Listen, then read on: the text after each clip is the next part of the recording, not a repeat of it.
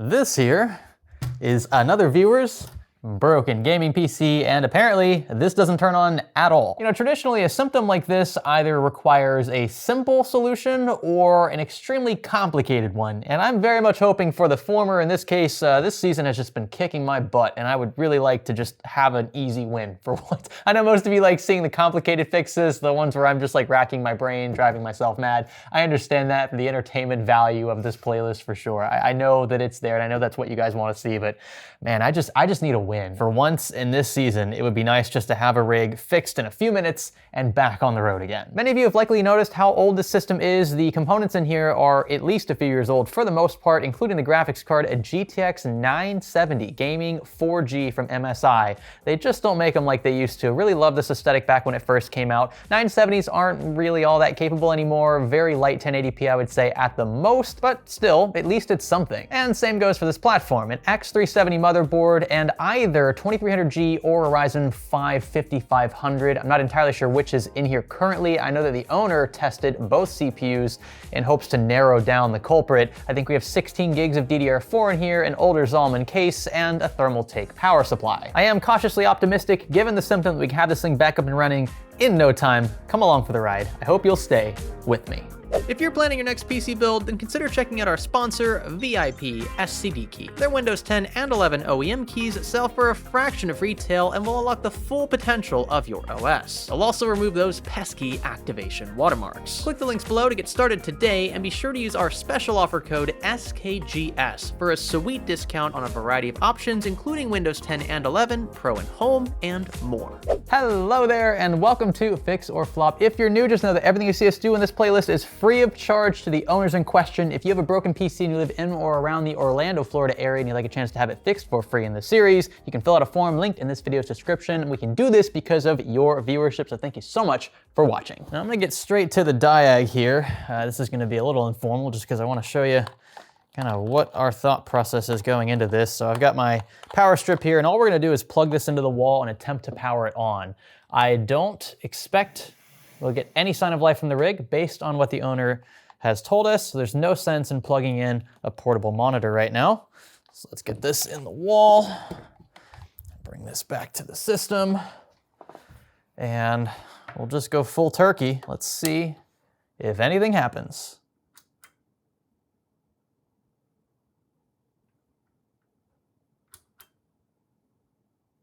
Yeah, whole lot of nothing. Yes, my friends, my power strip is on. Those who know.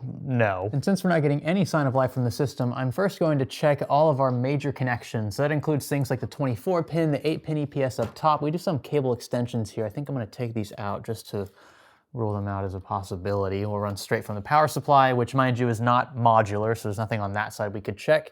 Front panel.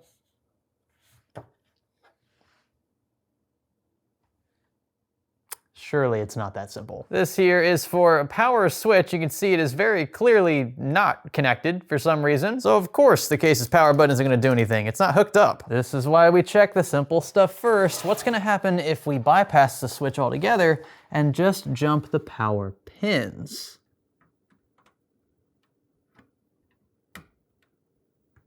Oh. Okay, still nothing. This is always the surefire way to get things up and running if all is healthy. But alas, no reaction from the rig. You can't win them all. I should have known this wouldn't be that simple, but it was worth a shot. I suppose then we're due for a bit of added context, since it looks like we'll be hanging out a little longer in this one. The owner has actually tested quite a bit himself before dropping the system off here. He had the system fully disassembled, had tried a different CPU, like I already mentioned.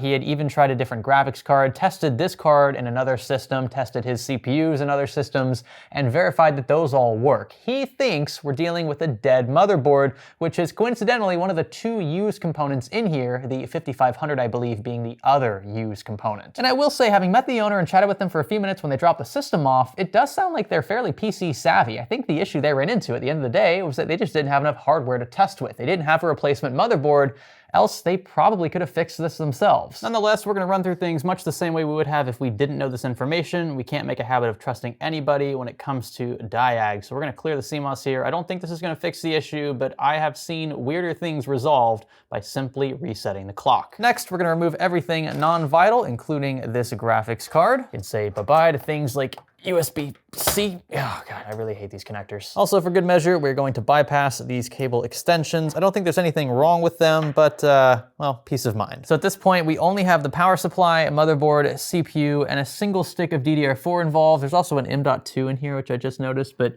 I don't think that's gonna cause any problems. Let's try now. Of course, we don't need our portable monitor yet because we can't even get the system to power on, and that is still the case.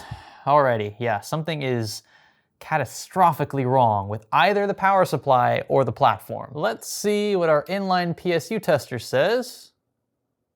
So far, no beeps. That's always a good sign. Yeah, everything here looks great. Ripples, timing, slew rate. Alrighty, so no problems, or at least immediate problems on this front. Granted, this isn't under load, but it's a good start. And I suppose we can also take this time to roll out his DDR4 kit with one of my known working DIMMs. Still nothing. Yep, we're looking at either a defective CPU or a motherboard. Hopefully not both. There is some good news we can extract from this. Firstly, the graphics card is probably okay. We can't say definitively if it is, but since the same symptom exists with and without the card installed, it's probably not the culprit. Same goes for his kit of RAM. And even though I'm not the biggest fan of tough power supplies from Thermaltake, I think these are around C tier units from Cultus, which is my go-to for power supply testing, it is probably not the issue either. So then, having picked this up secondhand, what are the odds that the owner has a dead motherboard? I would say they are fairly high now. Let's see what we're working with. It is a Ryzen 5, yep, 5500. Some of you might be thinking, Greg, what about a BIOS incompatibility? That was actually on the owner's radar as well, which is why he had a backup chip, one that he thought worked natively with this X370 motherboard. The problem we have here, though, is that the system refuses to turn on at all. And even if the BIOS was incompatible with the chip in here, the system should at the very least power up. The underside of the CPU is very clean, also no bent or missing pins. That's important. And same goes for the socket, very clean here as well. Now let's remove this board and make sure that we don't have anything shorting the back of it, especially on the case side, no strand wires or whatever that could cause problems. One fan cable. Oh, and would you look at that, actually. Looks like we have a standoff where we shouldn't. This is in place for an MATX motherboard. I bet you this is shorting something. Oh, same with this one. There's another standoff where it shouldn't be. Oh boy. Yeah, maybe if we move these out of the way, we can salvage this thing. And you know what? It would make a lot of sense why the owner would think that this board was bad, having tested everything else in a separate system. It's because these standoffs weren't involved in those other systems, and I have made the same mistake myself actually in this playlist before. Many of you probably remember this. Only in hindsight, after rewatching the footage and reading through your comments, did I realize that I overlooked an improperly placed standoff, which was very likely shorting this viewer's motherboard. It looks like the standoff near the rear I/O, where it shouldn't have been, was digging into the back of the board here. I know my camera is struggling to find where to focus. It's like confused what I'm doing here. But you can see that mark there in the PCB. That looks like where the standoff was attempting to puncture the back of the board. And then over toward the center near the chipset, actually right there above that lower chipset heatsink Phillips screw, that looks like the second location where a standoff was drilling itself into the back of the board. Now, it doesn't look like at first glance there's anything major here. No SMDs obviously soldered in this location, but a lot of these power planes can very easily be punctured by metallic objects. And so this mark here could be deep enough to short whatever power plane is underneath. So how about we get these things out of here, eh? That's a good place to start. And I'll tell you what, we'll go a step further. We don't actually know if this board still works or not. It might have been cooked by the standoffs, and so I'm gonna try seeing if we can at least get things to light up here. I'm not gonna hook it up to a monitor, but if we get lights, that's a much better position to be in than where we started. Let me get my single stick of DDR4 here, and I probably won't even turn it on, to be honest with you. I think we'll just see if we get auxiliary power. Here we go. Okay, nothing so far. Let's see if I can't jump the power pins.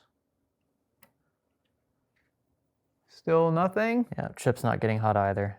So It's very likely this board is just completely bricked. Probably too late for this one then, which is a bummer. It should at the very least be lighting up even in standby mode, and we cannot get a reaction from it. I'm gonna take this storage drive out of here before I forget. So we're gonna go ahead and just assume that this board is cooked. We'll test it a little more at the end of the video. For now though, I wanna put all of his other components in a known working board from my stash to see if everything else is okay. My last spare AM4 board is actually an Asus Prime B550 Plus, so it's not an X series chipset board, but this is 2 generations newer. I would argue still as good, if not better, in terms of feature support. And we're gonna go ahead and throw his 5500 in here. Let's not forget his boot drive. Oh yeah, and that CPU is getting hot. Not super hot, this is just a 5500.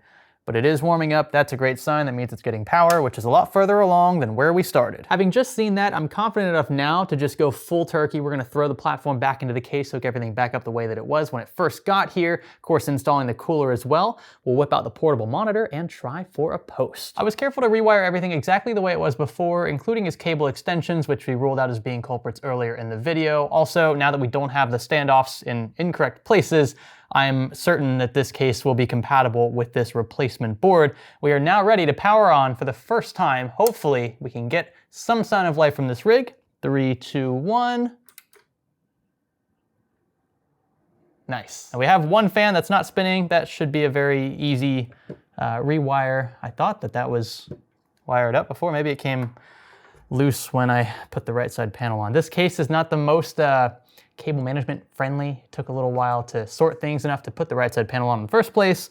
But would you look at that? We have a post, and that is such a relief. Aha, quick and easy, just one straggler. Now we have rotation, all fans are spinning. I took a few moments in the BIOS to confirm that CPU temps were fine at idle with a stock cooler. This is totally normal. Also made sure that Windows was detected on his bootable drive. Gave Windows a bit of time to resync everything, and here we are, loaded straight into Windows. It's attempting to load into Discord over and over. It's not gonna be able to do that, it's not connected to the internet, but the system seems very healthy now. It fires up, loads into Windows every single time without fail. Much better off than where we started, and it's all thanks to a replacement motherboard. So it looks like mission accomplished on this side of things. Now it's time to take another look at that old motherboard. It is a curious thing, and even with completely separate known working gear attached to this board, we cannot get any reaction at all from the platform. It is completely bricked.